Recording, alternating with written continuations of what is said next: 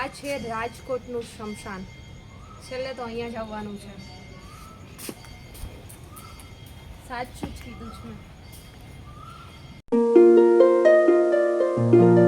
Hello everyone, welcome back to my YouTube channel. And કેમ છો બધા? આઈ હોપ બધા મજામાં જ હશો. એન્ડ અત્યારે વાગ્યા છે સાંજના 5. આ તરફ રેડી થઈને મેં બી નીકળી ગઈ હતી. આજે શ્રાવણ મહિનાનો પહેલો દિવસ છે, તો મેં અને મારી ફ્રેન્ડે વિચાર્યું કે ચલો ક્યાંય દર્શન કરવા જઈએ. તો અચાનક યાદ આવ્યું કે રાજકોટના સ્મશાનની અંદર મહાદેવનું મંદિર છે મોટું એવું, તો આપણે ત્યાં જઈએ. તો સૌથી પહેલાં અહીંયા પહોંચી સ્મશાનની સામે જે હનુમાનજી દાદાનું મંદિર છે.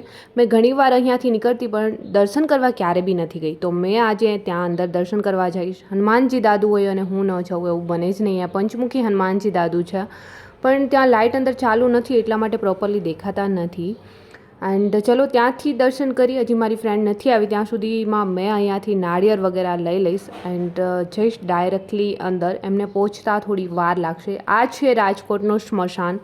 કેટલા લોકોએ જોયું છે કમેન્ટ્સ કરો. કોઈ કહેશે કે સ્મશાનનો બી વિડીયો ઉતારતા હશે, બટ અહીંયા અંદર છે ભોળાનાથનું બહુ જ મોટું મંદિર આવેલું છે. ત્યાં દર્શન કરવા લોકો આવતા હોય છે. અંદર મસાણી મેલડી માનું પણ મંદિર છે, તો ત્યાં પણ લોકો દર્શન કરવા આવે છે અને મેં બી આવું છું. તો મેં આજે બંને મંદિર પર દર્શન કરવા જવાની છું. તો મને લાગ્યું ચલો આજે વિડીયો મેં તમારી જોડે શેર કરું કે રાજકોટનું સ્મશાન કેવું છે. આ છે વિદ્યુત સ્મશાન, બટ ઇલેક્ટ્રિક સ્મશાન છે આ. એમની વિઝિટ આપણે લાસ્ટમાં કરીશું, પહેલાં દર્શન કરી આવશું અને પછી અંદર જઈશું. તો આ છે સ્મશાનની અંદર આવેલું ભોળાનાથનું મંદિર.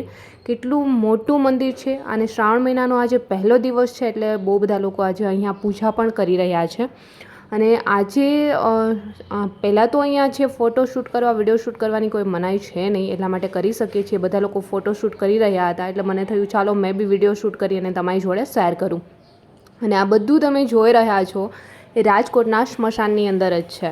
અને જોઈને એવું લાગે છે કે આ એક સ્મશાન નહીં પણ કોઈ ફરવાલાયક જગ્યા છે, કેમ કે એ રીતનું બનાવેલું છે.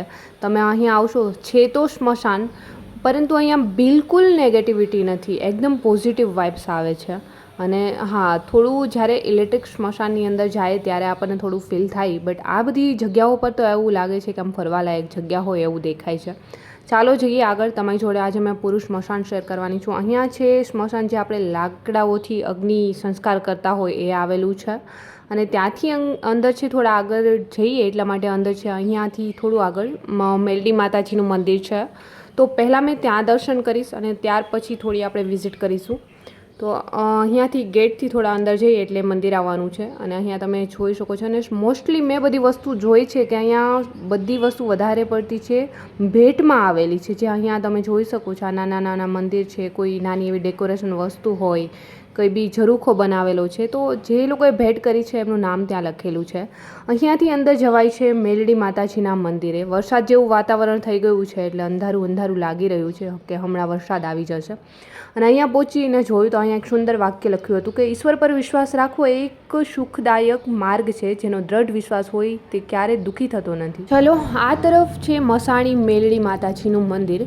અહીંયા મંગળવારે અને રવિવારે તો એટલી ભીડ હોય છે કે આપણી બેસવા યા ઊભું રહેવાની બી જગ્યા નથી હોતી. મેં આવેલી છું. અને રવિવારે મંગળવારે છે ફોટોશૂટ કરવાની મનાઈ હોય છે. આજના દિવસે કોઈ મનાઈ નથી. આજે તો ઓલરેડી શુક્રવાર છે, તો ફોટો વિડીયો શૂટ કરવાની છૂટ છે, એટલા માટે બધા અહીંયા વિડીયો અત્યારે બનાવી રહ્યા છે અને ફોટોશૂટ કરી રહ્યા છે જેટલા બી લોકો આવે છે. અને આ તમે જોઈ શકો છો, જોઈને બી નહીં લાગે કે આ સ્મશાન છે. અંદર કેટલું સરસ છે. તમે બી જો અહીંયા આવો છો તો એકવાર જરૂરથી વિઝિટ કરજો. આ છે રાજકોટનું સ્મશાન. છેલ્લે તો અહીંયા જ આવવાનું છે. સાચું જ કીધું છે. તો ચાલો અહીંયા અંદર મેલડી માતાજીના મંદિરે પણ દર્શન કરી આવ્યા અને ભોળાનાથના પણ દર્શન કરી લીધા છે. હવે જઈશું આ ઇલેક્ટ્રિક સ્મશાનમાં. આ ઇલેક્ટ્રિક સ્મશાન છે, અંદર જોઈ શકો છો. આમની અંદર જ છે ઇલેક્ટ્રિક રીતે આપણને અગ્નિ સંસ્કાર આપવામાં આવતા હોય છે. અને બહાર નીકળતાની સાથે અહીંયા આ રીતે ભોળાનાથની બહુ જ મોટી મૂર્તિ આવેલી છે. એન્ડ ત્યાંથી અમે લોકો નીકળી ગયા અને બાજુમાં જ અત્યારે રામનાથ મહાદેવનું મંદિર છે. શ્રાવણ મહિનાનો પહેલો દિવસ છે તો અહીંયા સુધી આવ્યા છીએ, તો રામનાથ મહાદેવના પણ દર્શન કરીશું. સો અહીંયા સામે જોઈ રહ્યા છો, ઘણીવાર તમે વિડીયોમાં આ મંદિર જોયું જ હશે. આ રામનાથ મહાદેવ છે જે સ્વયંભૂ છે.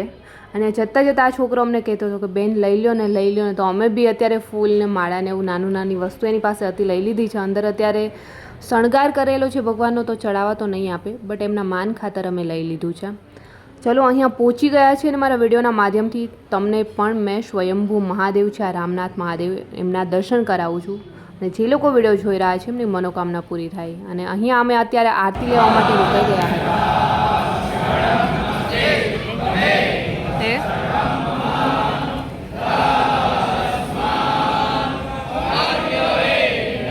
આરતી પૂરી થતાની સાથે અમે નીકળી ગયા. અહીંયા અમને રસ્તામાં સિક્કાવાળો મળી ગયો છે. આ જૂના સિક્કા વેચે પણ છે અને લઈ પણ છે. જો તમારી પાસે જૂના સિક્કા હોય અને દેવા માગતા હોય તો કોન્ટેક્ટ કરી શકો છો. અને ત્યાંથી મેં બી નીકળી ગઈ. આજનો વ્લોગ બી આઈ હોપ કે તમને પસંદ આવ્યો હશે. પસંદ આવ્યો છે તો વ્લોગને લાઇક, કમેન્ટ, શેર, સબસ્ક્રાઈબ જરૂર કરજો. જલ્દી મળીશું મારા એક ન્યૂ વ્લોગ સાથે. ત્યાં સુધી બધાને બાય એન્ડ ટેક કેર.